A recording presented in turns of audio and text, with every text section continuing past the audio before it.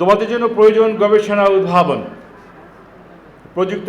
প্রযুক্তিকে শুধু ব্যবহার করা নয়, প্রযুক্তি উদ্ভাবন করা। তোমাদের গবেষণাগার থেকে বেরিয়ে আসুক নূতন প্রযুক্তি, তোমাদের উদ্ভাবন থেকে জন্ম নিক নতুন স্টার্ট আপ। আমাদের প্রয়োজন এমন তরুণ যা শুধু চাকরির জন্য প্রস্তুত হবে না, বরং নতুন কর্মসংস্থান সৃষ্টি করবে, প্রযুক্তিভিত্তিক উদ্যোগ গড়ে তুলবে এবং আন্তর্জাতিক বাজারে বাংলাদেশের সক্ষমতার পরিচয় তুলে ধরবে। সরকার প্রযুক্তি নির্ভর শিক্ষা, গবেষণা, উদ্ভাবন, দক্ষতা উন্নয়ন এবং ডিজিটাল অবকাঠামো সম্প্রসারণে ধারাবাহিকভাবে গুরুত্ব দিয়ে যাচ্ছে। বিশেষ করে গবেষণা এবং উদ্ভাবনে উৎসাহ প্রদান,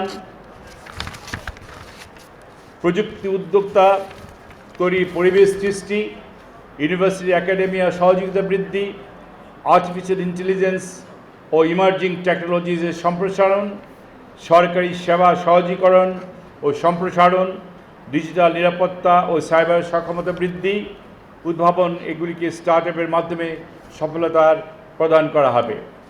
এক্ষেত্রে সরকার দীর্ঘমেয়াদী পরিকল্পনা বাস্তবায়নের কাজ করছে।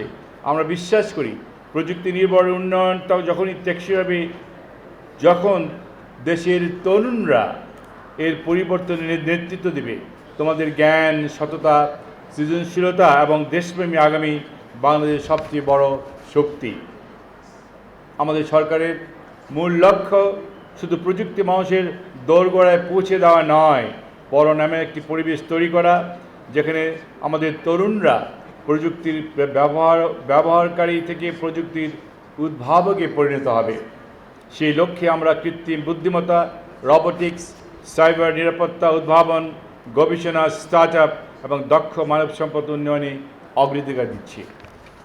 আপনারা নিশ্চয় অবগত আছেন, এই ছোট উদ্ভাবনগুলিকেও সফল উদ্যোগে পরিণত করার লক্ষ্যে মাননীয় প্রধানমন্ত্রী ইতিমধ্যে আমাদের এই স্টার্ট আপ কোম্পানিগুলিকে 500 কোটি টাকা ঘোষণা দিয়েছেন, যে ফান্ড ব্যবহার করে আমরা প্রত্যেকটি সমমানমের উদ্ভাবনকে এবং উদ্যোগকে রূপান্তর করে তারা সব সুফল মানুষের দোরগোড়ায় পৌঁছে দিতে পারবে ইনশাল্লাহ। সম্মানিত উপস্থিতি, বিশ্ববিদ্যালয়, গবেষণা প্রতিষ্ঠান ও শিল্পখাতের মধ্যে কার্যকর অংশীদারিত্ব গড়ে তুলে একটি শক্তিশালী উদ্ভাবন ইকোসিস্টেম নির্মাণে আমরা কাজ করছি।